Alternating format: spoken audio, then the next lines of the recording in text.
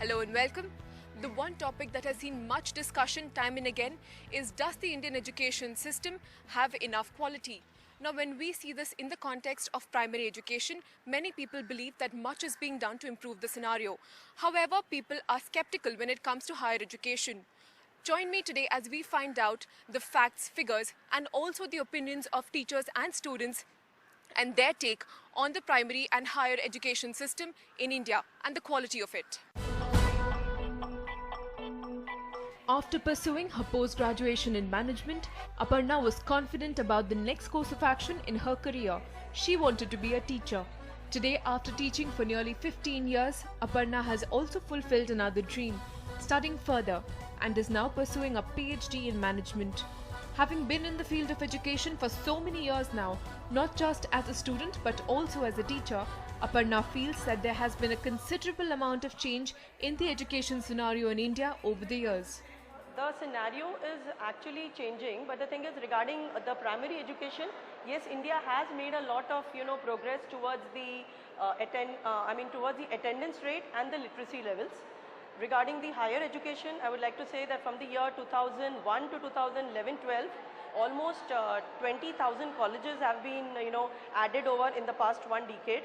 But yes, if you compare it with the international universities like the Oxford and the Cambridge and all this thing, yes, it is still far behind. According to the Pearson Voice of Teachers survey conducted this year, 79% of teachers in India believe that the learning environment has improved over the last 10 years. When it comes to the required skill sets, however, only 50% of the students entering a class have the required skills.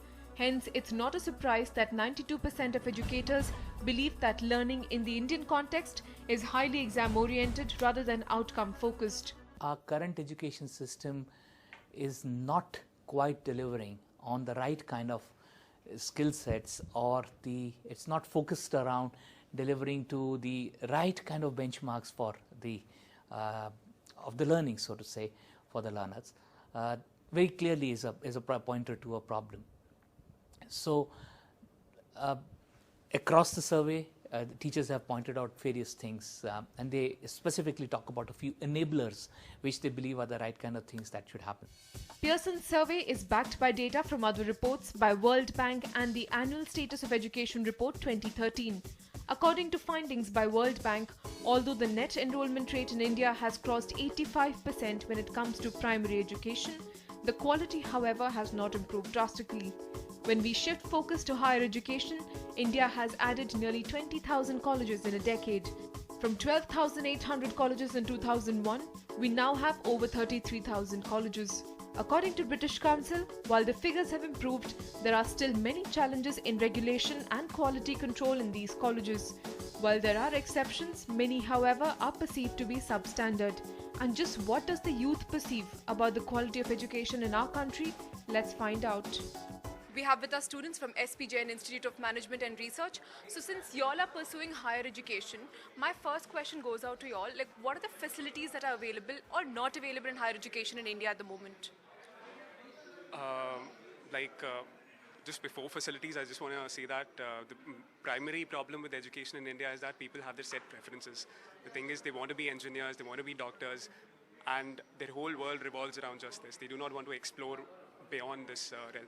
Secondly, there's a problem of infrastructure. There isn't much research happening, both in terms of quantity and in terms of quality. So, but then what about the quality aspect? Like, do you think something needs to be done about the quality? The thing is, India is right now at her youngest best, and although we have a wide talent pool, but we also have a very deep one. People are not willing to settle for mediocre institutes. So rather than increasing the intake of best institutes, which will further dilute their brand, we need to focus on developing the quality of the existing ones so that we can increase the pool which is perceived to be a good opportunity for people to get educated in.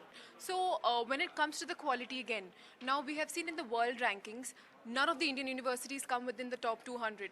Why is that the case? I mean, are we lagging somewhere behind? Actually, I was reading about these world university rankings few days before, and to be honest, we have to take it with a pinch of salt, all these rankings, because they have certain criteria. So for example, if you see The first criteria is they actually look at the number of students that are there in the institution. So in India, when you see the number of students in a particular institution, they're very less because the institutions are very focused on a theme. For example, we have proper B schools, we have proper technical school vis-a-vis the other big universities abroad like Harvard, wherein you have students from different backgrounds as in like management, technology, you can talk about art, science, and different fields. So that is one of the points where we do not fare up well in rankings. Second, the number of citations you talk about. So that is also given a maximum weightage when it comes to rankings. India is not a research-oriented country, so the number of citations are actually very less. So that is also one of the reasons why we are not faring up well in rankings. So when we're talking about the teachers, how many of you want to be teachers? You do? Okay, just one hand. So why do you want to be a teacher? I think most of us here would agree that the crux of the problem that we are talking about right now lies in primary education. The way kids perceive education these days is not like how we used to do back in those days, and let alone our parents. And we can never say what's coming ahead. So if there is some innovative thinking behind teaching them the basic fundamentals, I would like to expand, I would like to contribute in that field probably, and change the way kids see these days the subjects that they are learning. While we do need to focus on the quality of education being imparted, the first step to that would be training the educators themselves. A couple of factors that all teachers score high are receiving training on new teaching methodologies and staying updated on the latest technology that can be used in classrooms. But these aren't the only ones. Let's listen in to the opinion of our educators when it comes to some of the crucial aspects of higher education. So sir, my first question is to you. What is your take on the Indian education system? Catering to the huge number which we have of a youngster, we have done a lot of things to increase the gross enrollment ratio in coming days. But during this expansion, which is a very massive expansion, and still there is a gap, because there is a supply-demand gap which will always exist because our numbers are so huge. And it's a complex country.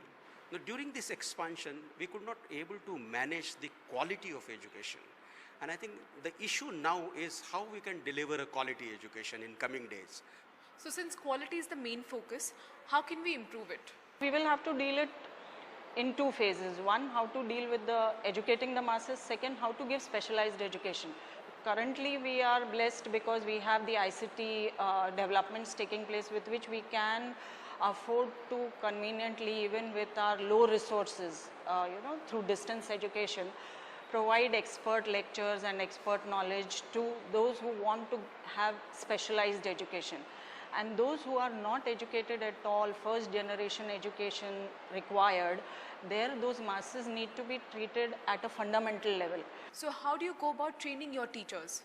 Not so well trained teachers is a challenge for us currently.